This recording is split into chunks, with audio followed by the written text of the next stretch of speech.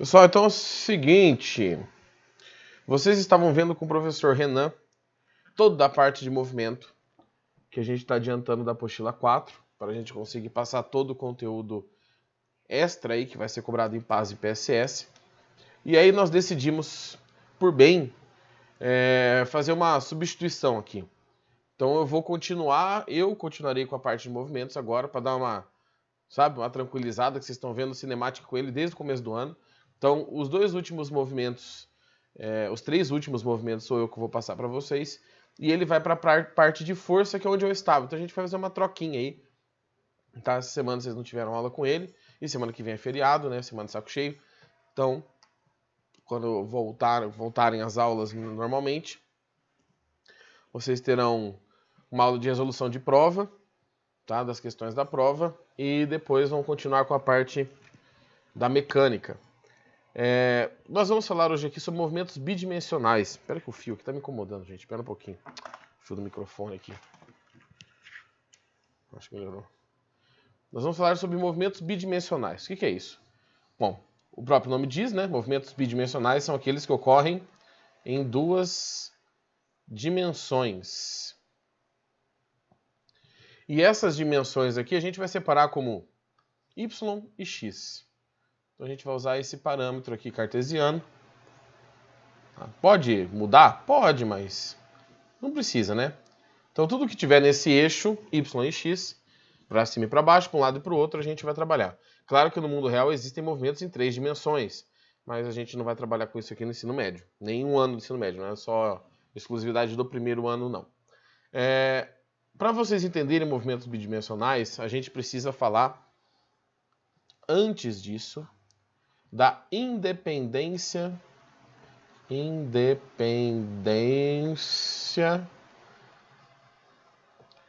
dos movimentos,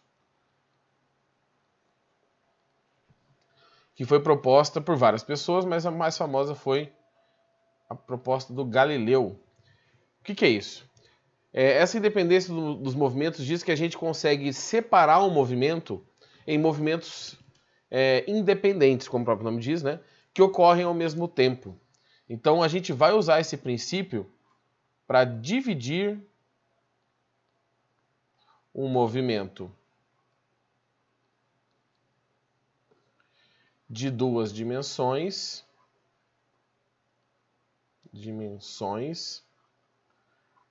em um movimento, não, desculpa, em dois movimentos de uma dimensão. Então eu vou começar aqui com vocês falando do lançamento horizontal. Tá, o primeiro dos nossos tópicos. Então, lançamento horizontal.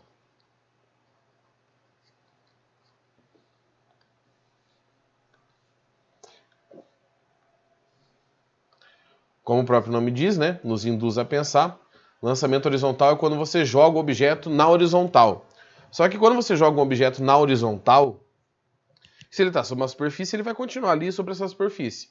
Mas se ele deixar de estar sobre uma superfície, ele vai começar a cair. Tá? Então, vou fazer um exemplo aqui bem do comum. Cadê? Peraí que eu estou apanhando aqui. Eita! Vou fazer uma mesinha. Vou fazer a mesinha para cá, peraí. Mesinha.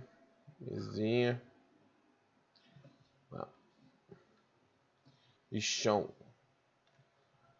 Vou fazer um chãozinho aqui. Vou fazer um chão dessa cor. Aqui. Bom, temos esse probleminha. Vamos começar com uma bolinha que está bem na beirola da mesa. Ela está bem aqui na beiradinha. Opa, que esqueci de colocar a bolotinha. Ela está bem aqui na beirolinha da mesa. Vou fazer uma bolinha menor? Não, menor ainda. Aí. Tá. E aí eu venho e dou um peteleco nessa bola para frente. Tá? Eu não jogo ela para cima, não empurro ela para cima. Eu empurro ela só para frente. Tá? Como se tivesse se ela estivesse rolando sobre a mesa e depois ela continua o movimento, né? Então aqui ela tem uma velocidade inicial Uma velocidade inicial. Bom, como que vai ser o comportamento dessa bolinha, a trajetória dela? A trajetória do movimento vai ser algo mais ou menos assim, ó. Tá? Mais ou menos assim. Então ela vai indo para frente, agora eu tenho que fazer na mão aqui mesmo, e vai caindo. Ela vai indo para frente e vai caindo. Deixa eu fazer melhor, peraí. Vou fazer assim, ó. Aqui. Aqui. E aqui. Que é a hora que ela toca o solo. O que a gente precisa entender? Nesses dois eixos que eu falei para vocês, o X e o Y, eu tenho movimentos separados. No eixo X, normalmente a gente não tem força agindo. O corpo está em movimento, tá? Você vai desconsiderar esse impulso inicial e ele vai continuar em movimento, inércia. Não tem resistência do ar, não tem foguetinho empurrando ele para frente. Então, no eixo X, a força resultante é zero. Logo, a velocidade é constante. Então, o vetorzinho velocidade que aponta no eixo X continuará sendo sempre o mesmo. Nesse caso, é justamente esse verde que eu fiz aqui, ó. Ela só tem velocidade para frente quando ela está em cima da mesa. Então, depois que ela sai da mesa, ela continua com velocidade para frente. E, digo mais, a mesma velocidade. Então, em qualquer momento que você for analisar, nós temos a mesma velocidade. Só que no eixo Y, né, que é o eixo da queda, vou colocar aqui, ó, eixo Y, a força resultante não é zero. A força resultante é diferente de zero. Por quê? Porque a gente tem a gravidade, a gente tem a aceleração da gravidade aqui, ó. Opa, aqui não vai caber. Temos a gravidade. Então, no eixo Y, a velocidade é diferente de constante. E aí você vai ter a velocidade aumentando. Conforme a bolinha vai indo para frente, ela vai caindo. No começo ela não cai, né? Quando ela está em cima da mesa, ela não cai. Então a velocidade inicial em Y aqui é zero. E aí ela começa a cair e a velocidade começa a aumentar. Aumenta um pouquinho aqui. Aumenta um pouquinho aqui. E ela aumenta bastante aqui. Na verdade, deixa eu fazer um pouquinho diferente. Porque tá cortado a parte de baixo aqui para vocês. Beleza. Agora vai.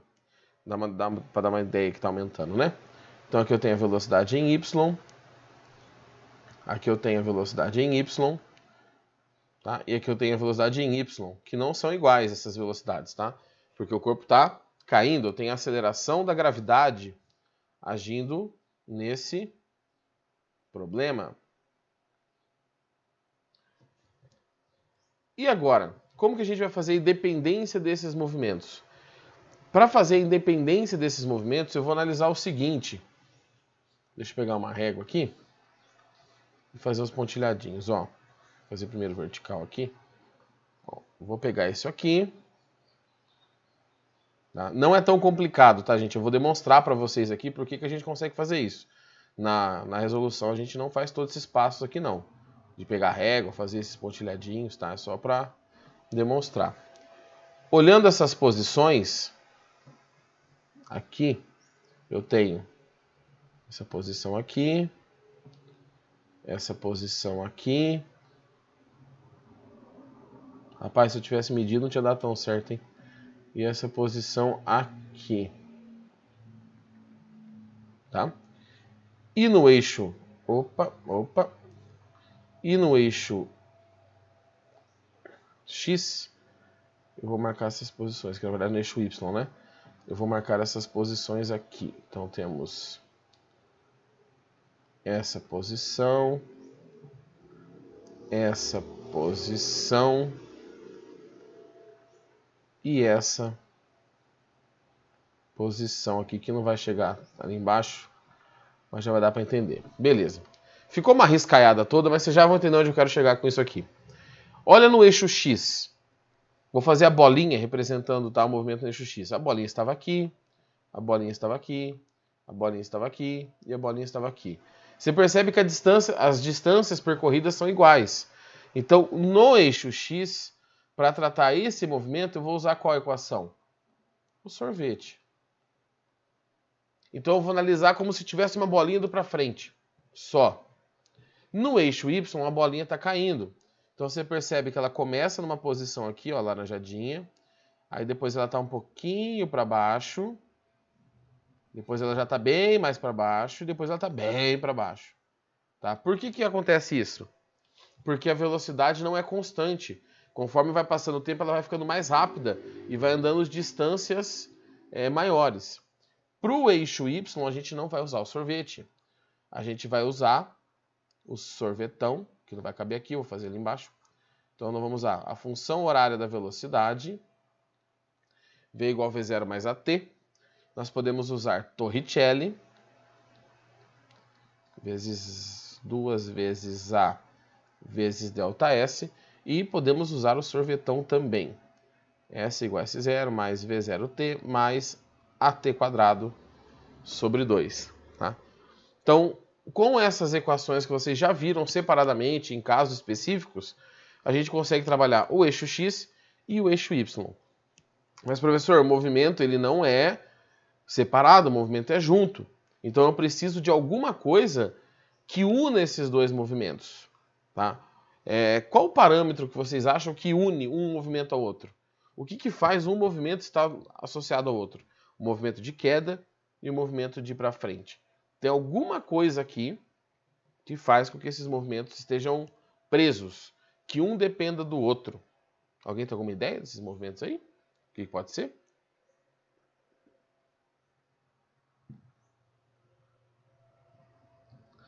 O que acontece que faz com que a bolinha caia e consiga ir para frente? Cai e consiga ir para frente. Tem uma hora que ela não consegue mais ir para frente, porque ela parou de cair.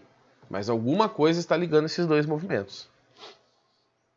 E essa coisa que está ligando os dois movimentos, vamos olhar lá em cima, aqui nos eixos, é o tempo. Então, o mesmo tempo, o mesmo tempo que você tem no eixo X, você tem nas equações do eixo Y. Tá? Então, o que vai ligar um movimento ao outro, quando a gente faz a separação para fazer análise, é justamente o tempo. O objeto está caindo, se ele está caindo, ele continua para frente. No tempo que ele para de cair, ele para de ir para frente também. Então a gente separa os movimentos, mas o tempo vai determinar em que momento que o movimento acaba. Normalmente com a queda, né? O movimento para baixo. Quando o corpo parar de ir para baixo, ele para de ir para frente também. Tá bom? Vocês querem um tempinho para copiar? Não precisa? Como está a situação aí? Porque é bastante coisa aqui. Mas então já vamos para um exercício para demonstrar.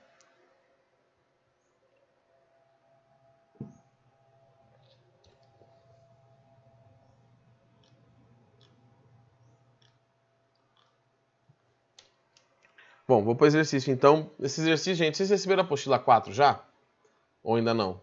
Acho que vocês vão receber depois do feriadão, né?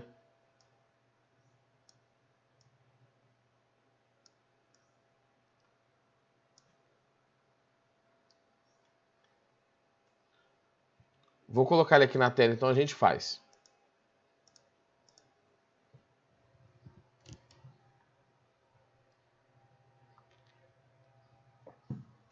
Em algumas regiões de difícil acesso por terra, é comum o lançamento de mantimentos pelo ar. Considere que para enviar mantimentos a uma dessas regiões, um helicóptero voa horizontalmente com velocidade constante de 20 metros por segundo, a uma altitude de 720 metros. A que distância ele deve soltar esses mantimentos para que caiam exatamente sobre o ponto desejado? Então vamos lá, vamos tentar entender esse exercício aqui. Nós temos um aviãozinho. Avião aqui. Avião. E esse avião, ele está soltando mantimentos. O seguinte, o avião está voando para frente, né? Desculpa, é um helicóptero, né? Mas agora virou um avião. No meu exemplo, virou um avião, que fica mais fácil de desenhar. Então, é um avião. Deixa eu ver isso aqui, ó. Avião.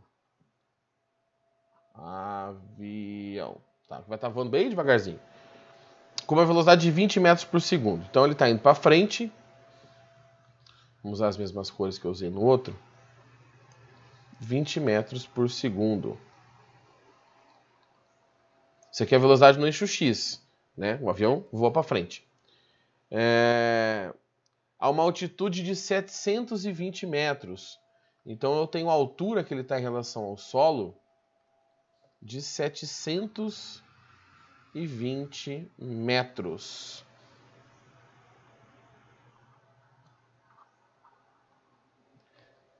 Temos aqui o chãozinho.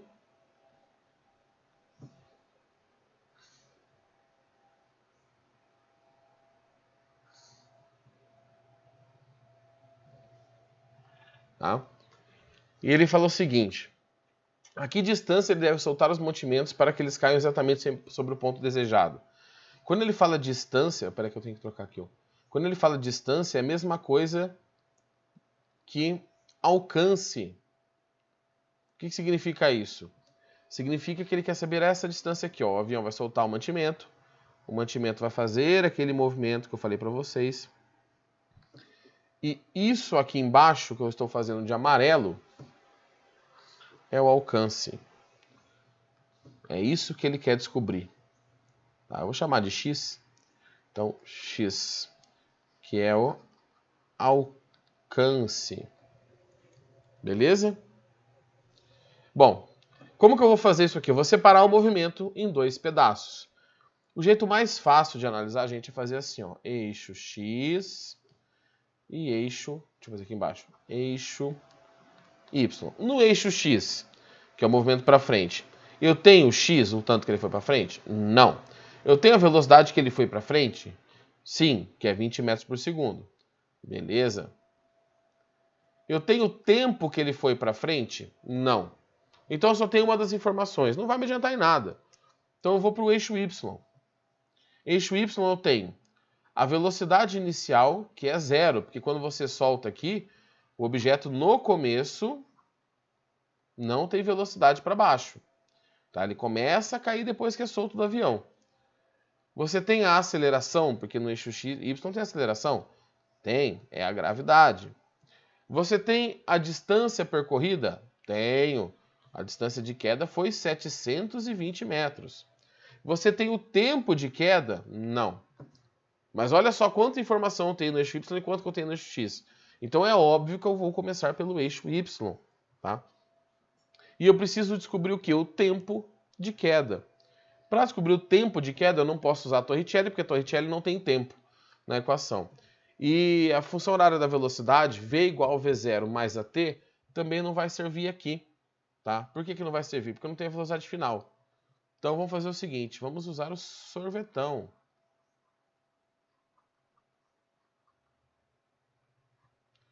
Olha lá, vou tirar a velocidade inicial aqui já, que eu sei que vale 0. Bom, quanto foi que o pacote caiu? 720 metros. A posição inicial vou falar que é 0, que é onde o avião começou, referencial, né? Posso colocar em qualquer lugar. A gravidade ajudou o movimento, que é a aceleração, então é mais 10t² dividido por 2. Então, se você continuar essa conta, t² vai dar... Aqui eu vou simplificar esses zeros, ó. Tá? Então vai dar 144. T, tira a raiz, né? Dá 12 segundos. Então são 12 segundos até o pacote cair. E aí eu falei para vocês na explicação que o que liga um problema ao outro é o tempo. Então este tempo aqui é igual a este tempo aqui. Tá bom? Então, se os tempos são iguais, eu posso agora ir para o eixo X e trabalhar com a equação do sorvete.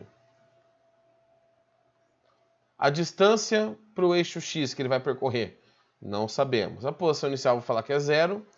Tá? A velocidade no eixo X, 20, e o tempo que ele foi para frente é o tempo que ele caiu, que é 12.